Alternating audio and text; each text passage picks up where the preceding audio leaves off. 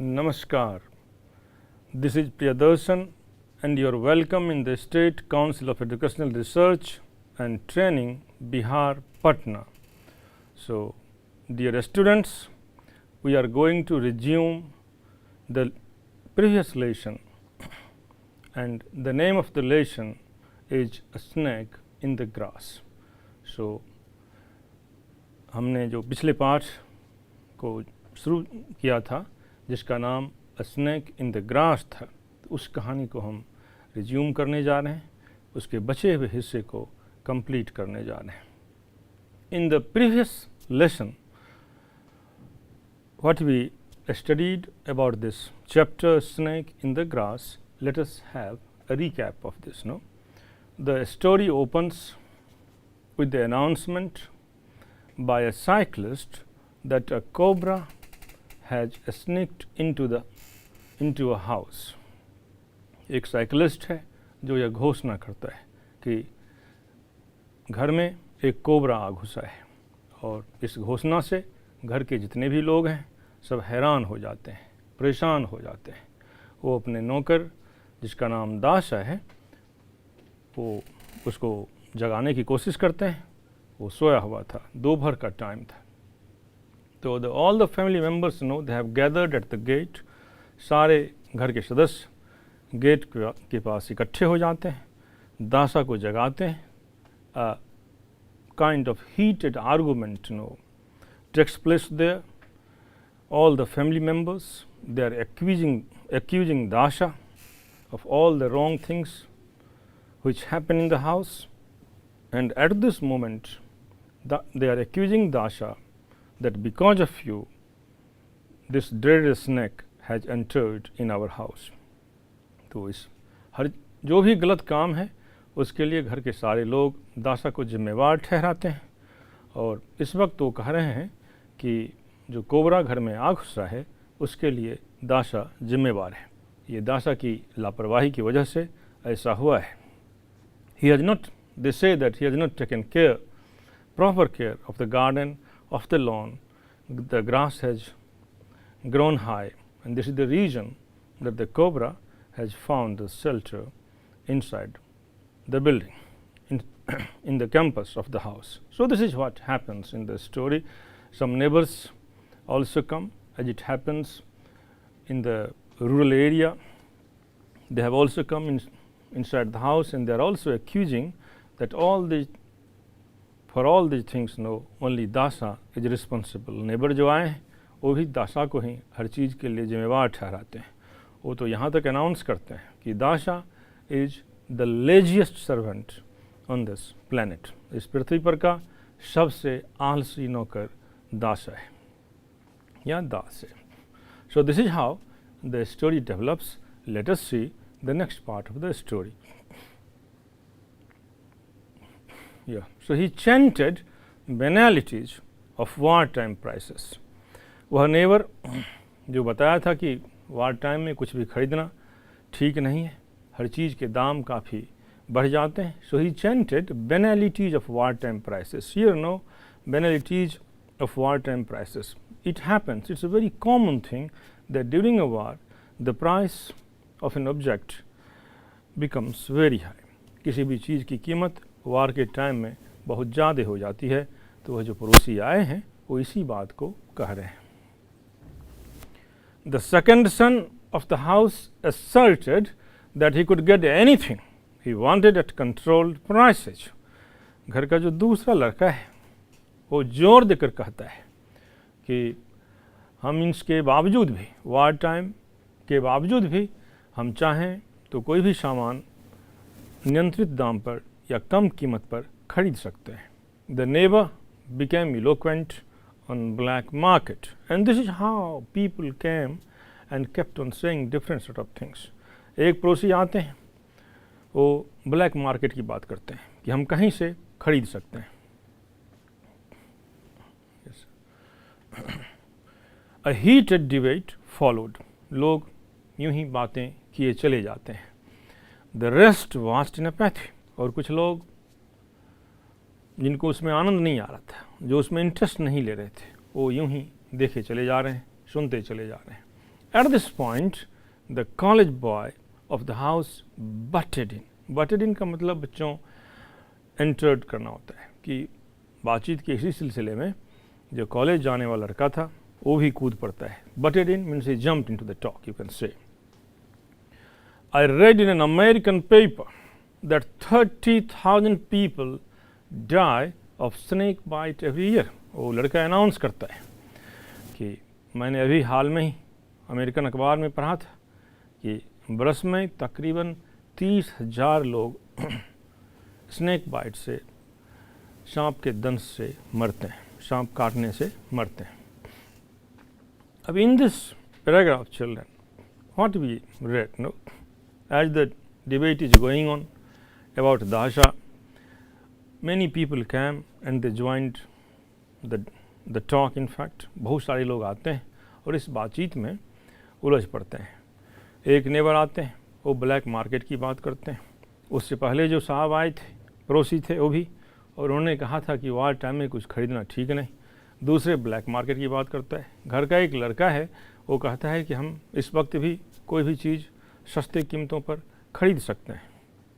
घर का एक और लड़का है जो कॉलेज जाता है और वो बातचीत में कूद पड़ता है और वो कहता है कि मैंने अभी हाल ही में एक अमेरिकी अखबार में पढ़ा था कि तकरीबन 30,000 लोग प्रत्येक वर्ष सर्पदंश से या सांप के काटने से मरते हैं. So what is significant, what is important in this part of story? So it's quite interesting children. You can understand this. आप इसे समझ सकते हैं. यह बड़ा ही इंटरेस्टिंग है. And typically it happens in villages. गाँव में ऐसा अक्सर अभी भी होता है. आप देखते होंगे कोई सांप किसी के घर में आ जाए, कहीं आ जाए तो कितने लोग इकट्ठे हो जाते हैं, आस पड़ोस के लोग जमा हो जाते हैं, तरह तरह की बातें शुरू होती है. So just like that thing, no, the author has mentioned all those things which happen in a village even on a small issue. तो यहाँ भी वही होता है. अब सब लोग, वो एक जो कॉलेज जाने वाला लड़का है वो भी कहता है और वो एक एस्थेटिक्स देता है, वो एक आंकड़ा देता है, एक डेटा देता है.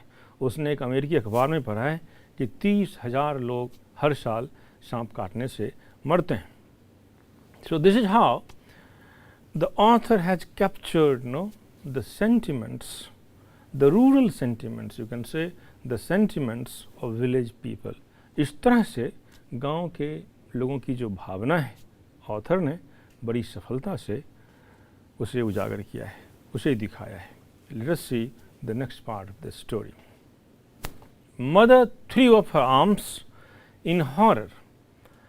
Mother threw off her arms in horror and around Dasha. अब see this word अराइंड.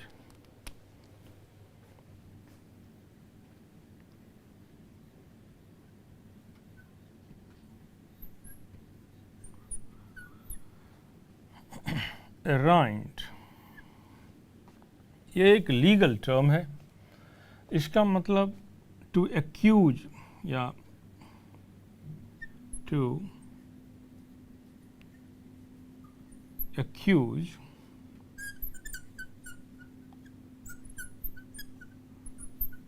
somebody of something. किसी चीज़ के लिए किसी व्यक्ति पर दोष आरोपण करना या दोष आरोपण करना, नहीं तो आप कह सकते हैं हिंदी में आरोप लगाना या आरोपित करना.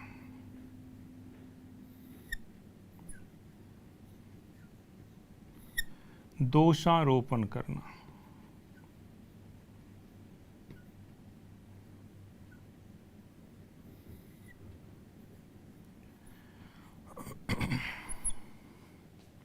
Yeah. So, mother threw up her arms in horror and around Dasha. माँ बिल्कुल घबरा सी जाती हैं और स्वाभाविक है दाशा को इन सभी बातों के लिए आरोपित किया जाता है, उसे जिम्मेवार ठहराया जाता है. The boy elaborated the statistics. The boy elaborated the statistics. वो लड़का कॉलेज बॉय जिसने बताया था कि 30,000 लोग हर साल सर्पदंश से मरते हैं, इस स्टैटिस्टिक्स को, इस आंकड़े को वह और व्यापक करता है. I have worked it out, और मैंने इसे ऐसे देखा है, 83 a day. तो उसने हिसाब लगाया और कहा कि 83 लोग रोज सांप काटने से मरते हैं. 83. That means every 20 minutes someone is dying of cobra bite. कहने का ये मतलब every 20 minutes, प्रत्येक 20 मिनट में एक आदमी कोबरा बाइट से मरता है. As we have been talking before, one person has lost his life somewhere. अभी हम जैसे बात कर रहे हैं, इसी बीच में कोई व्यक्ति सर्पदंश से मर चुका होगा. Mother nearly screamed on her hearing it, और माँ इसे सुनते ही चीख पड़ी. The compound looked sinister, और वह कंपाउंड, उनका पूरा घर सिनिस्टर प्रतीत मालूम हो रहा था. सब के सब बहुत ही बुरे मालूम हो रहे थे, बुरे दिख रहे थे, क्योंकि कहीं न कहीं सांप छुपा हुआ था. So here what happens? Everybody is accusing, of course, Dasha. Thereafter, to make the situation more scary, or scarier you can say, to make the situation more horrible, no?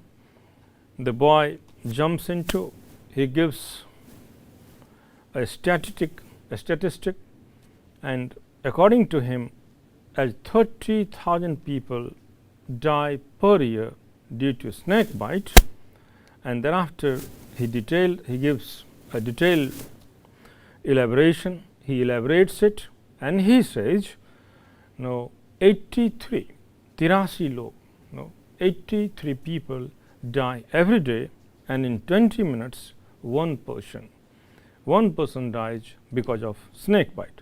तो उस सिचुएशन को वह लड़का और अपनी आंकड़ों से और भयावह बनाता है और डरावना बनाता है. And mother really she is very much scared, और जो घर की जो माँ है वो काफ़ी परेशान है, काफ़ी घबरा चुकी है. Let us see the next part of the story. The boy brought in bamboo sticks. The boys brought in bamboo sticks and pressed one into the hands of the servant also. जो लड़के थे सब ने bamboo sticks लाए, बांस की बड़ी बड़ी लाठियाँ, and pressed one into the hands of the servant two. Servants, और एक लाठी, एक बैम्बू स्टिक उस सर्वेंट के हाथ भी थमा देते हैं. He kept desultorily poking it into the foliage with sunny glare. और सब के सब वह सर्वेंट भी उससे उस घास में कुछ ढूंढ रहे हैं, कुछ निकालने की कोशिश कर रहे हैं, वो बड़े बड़े डंडों से. स्वाभाविक है कि सांप की तलाश कर रहे हैं. The fellow is beating about the Bush, someone cried aptly. किसी ने कहा कि ये लड़का बीटिंग अबाउट द बुश का मतलब कुछ भी नहीं करना. No, beating about the bush एक ईडियम है जिसका मतलब कुछ भी नहीं करना, कुछ सच में कुछ नहीं करना. Someone cried aptly, किसी ने जोर से बोला. They tucked up their dhotis, seized every available knife and crowbar and began to hack the garden. और सबने, जो भी लोग होंगे वहाँ, अपनी धोती को सही से बांधा. Seized every available knife, जो भी औजार चाकू घर में उपलब्ध थे सबने अपने हाथों में कुछ न कुछ लिया. And crowbar and began, और crowbar जो है यहाँ आप लोग बच्चों देखे होंगे कि जो वाइल्ड लाइफ वाले होते हैं, जो सांप को पकड़ने वाले होते हैं, तो उनके हाथ में एक आयरन स्टिक होता है और थोड़ी सी मुड़ी होती है जिससे वो उसको होल्ड करते हैं, उसको उठाते हैं या उसको कैच करते हैं, तो उसे हम क्रोबार कहते हैं. तो घर के जितने भी लोग हैं सब कोई न कोई औजार अपने हाथ में लेकर के सांप की तलाश करते हैं. So in fact the situation is like this. All the people present there they are very much curious to find out the snake, and they took, some of them they took bamboo sticks, some of them they took crowbar, some of them took knives. So this is how each and every person present there is equipped with different sort of weapons, and their main objective is to find out the dreaded cobra. Let us see the next part of the story. Creepers, creepers बेल को बोलते हैं, जिसे आप लता कहते हैं. Bushes, झाड़ियाँ. Lawns were laid low. लोगों ने डंडों से, तरह तरह के औजारों से सबको तितर बितर कर दिया, पूरे लॉन को. What could not be trimmed was cut to the root. जिसको ट्रिम नहीं किया जा सकता था, जिसको छांटा नहीं जा सकता. ट्रिम का मतलब छांटना होता है, नहीं. तो जिसको छांटा नहीं जा सकता था उसको जड़ से ही काट दिया गया. The inner walls of the house brightened with the unobstructed glare streaming in. When there was nothing more to be done, Dasa asked triumphantly, where is the snake? When there was nothing more to be done. और जब कुछ काम बचे नहीं थे, पूरे lawn को तलाश लिया गया था. जो भी बेल थे, जो भी घास थे, जो भी झाड़ियाँ थी, सबको काट डाले गए थे. पूरा लॉन अस्त व्यस्त दिख रहा था और उसके बावजूद भी कुछ मिला नहीं. तो दाशा जो सर्वेंट है वो पूछता है और कहता है कि वेयर इज द स्नेक, सांप कहाँ है. So with this question the story further builds. Let us see the next part of this story. An old beggar cried for alms at the gate. और इन तमाम उथल पुथल के बीच an old beggar cried for alms at the gate. alms बच्चों भीख को कहते हैं. तो एक बूढ़ी भिखारन आती है गेट पर और वो भिक्षा मांगती हैं, वो भीख मांगती हैं. They told her not to pester when they were engaged in a snake hunt. They told her not to pester. Pester मतलब किसी चीज़ को जब बार बार आप कहते हैं, बार बार मांगते हैं, उसे कहते हैं. तो घर वाले जो थे वो नाराज़ हो गए, क्योंकि सब के सब लोग बड़े परेशान थे, बड़े दुखी थे. सांप की तलाश जारी थी, सांप अभी तक दिखा नहीं. तो उन लोगों ने झल्ला कर बोला होगा कि not to pester when they are engaged in a snake hunt. वो सब के सब सांप को ढूंढ रहे हैं, सांप की तलाश में हैं और उसे वो परेशान न करें. On hearing it, the old woman became happy. और जब ही वह old woman, वह बूढ़ी भिक्षु जब इस बात को सुनती है तो वह खुश हो जाती है. You are fortunate. और वो कहती हैं कि तुम लोग भाग्यशाली हो. It is God Subramanya who has come to visit you. यह कोई सांप नहीं, यह ईश्वर सुब्रमण्य है, यह भगवान सुब्रमण्य है जो तुम लोगों से मिलने आए. It is God Subramanya who has come to visit you. यह भगवान सुब्रमण्य है जो तुम लोगों से मिलने आए. Don't kill the snake. इस सांप को मारो मत. Mother was in hearty agreement. You are right. और माँ जो है हाँ में हाँ मिलाती हैं, बहुत खुश होती हैं, सहमत होती हैं और कहती हैं You are right. So, dear children, when the mother in the story, she agrees with the old beggar and she says, You are right. प्यारे बच्चों, कहानी में जब माँ सहमत हो जाती है उस वृद्ध भिखारिन से और कहती है कि तुम सही हो, तुम सही कह रही हो, नहीं. So here in fact what you find, आप क्या देखते हैं, आपको क्या लगता है. Do you find an element of superstition at this point in the story और नॉट. आपको अंधविश्वास की झलक कहानी के इस मोड़ पर, इस पड़ाव में मिलता है या नहीं मिलता है. आप ज़रा सोचें. आप सोचेंगे तो आपको जवाब मिलेगा कि हाँ मिलता है. हाउ, कैसे मिलता है. अब see, all the people they are very much they are madly in chase of the snake. सब लोग उस सांप का पीछा कर रहे हैं. They are trying their best to find out the snake. The entire lawn, all the grass, shrubs, bushes, creepers, everything has been cut down. सबको काट दिए गए हैं. There is a kind of chaos there. एक किस्म का उथल पुथल है, अस्त व्यस्तता है वहाँ. उसी बीच एक भिखारन आती है, उसकी एक एंट्री होती है. In the meantime, a beggar comes at the gate and she asks for alms. वो आती हैं और भीख मांगती हैं. घर के लोग तो शुरू में नाराज होते हैं. वो कहते हैं कि हम सब के सब सांप को ढूंढने में लगे हैं और इसी बीच में तुम आई और तुम जिद करती हो कुछ देने की. लेकिन I think the old beggar might be a clever one. वो बहुत चालाक भी रही होंगी. वह वृद्ध भिखारन वो कहती हैं कि आप लोग इनफैक्ट यह कोई सांप नहीं है. This is not a cobra. In fact god Subramanya has come to see you people, to bless you. You people are fortunate enough. और वो कहती हैं कि यह कोई सांप नहीं, सांप के रूप में भगवान सुब्रमण्य है. आप लोगों से मिलने आए, आप लोगों को आशीर्वाद देने आए. आप सबके सब बड़े भाग्यशाली हैं, बड़े तकदीर वाले हैं. So she has given a different twist in the story. कहानी को अलग ढंग से उसमें एक अलग किस्म का मोड़ लाती है. जो माँ है वहाँ घर की, she becomes really very happy. माँ बहुत प्रसन्न हो जाती है, खुश हो जाती है. And she says to the beggar, you are very right.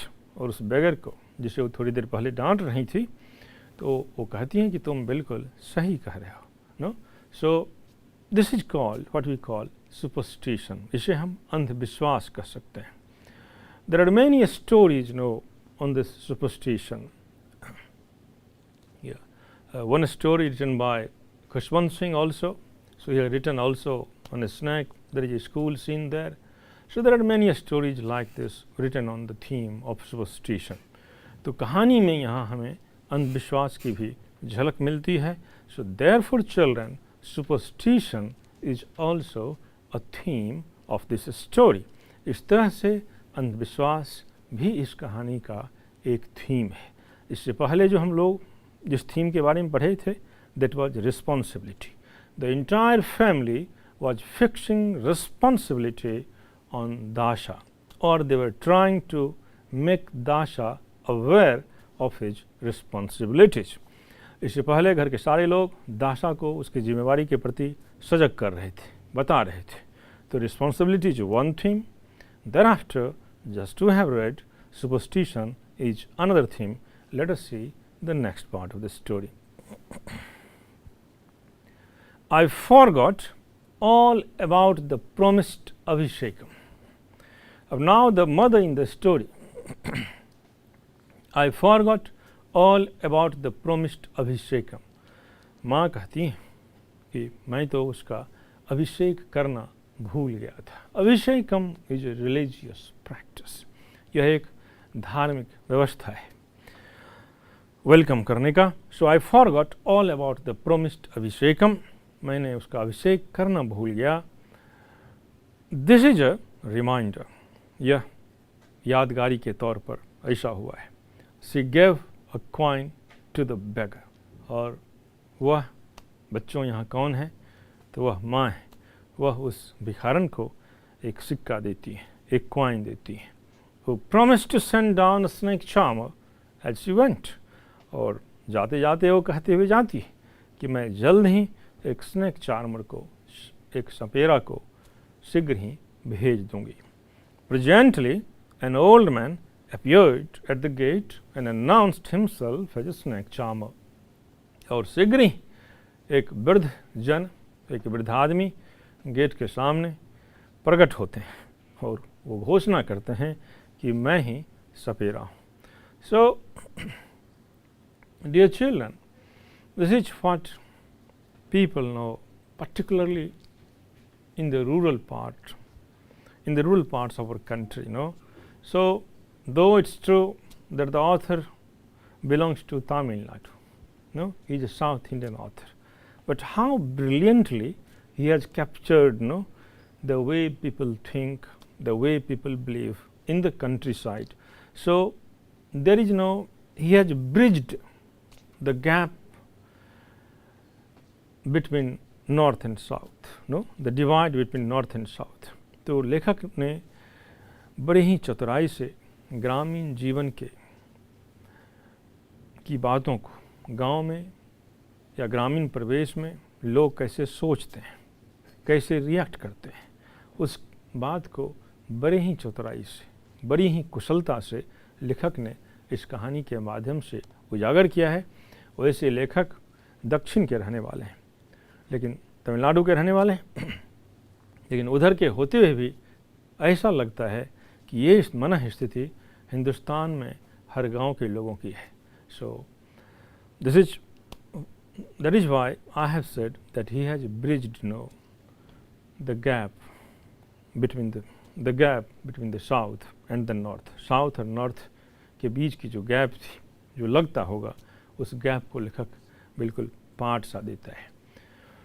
तो साउथ के भी लोग, वहाँ के भी, उस साउथ के गांव के भी लोग उसी तरह से सोचते हैं जिस तरह से ये अपने उत्तर के लोग, उत्तर भारतीय गांव के लोग सोचते हैं।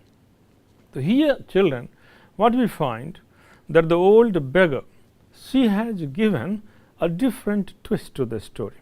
वो जो बूढ़ी भिखारन है, वो कहानी को एक दूसरा एंगल देती है। वो उस कोबरा के प्रेजेंस को या कोबरा के आने को शुभ मानती हैं और वो कहती हैं कि यह कोई और नहीं, भगवान सुब्रमण्य आए हैं और आप लोगों से मिलने आए हैं, आपको आशीर्वाद देने आए हैं।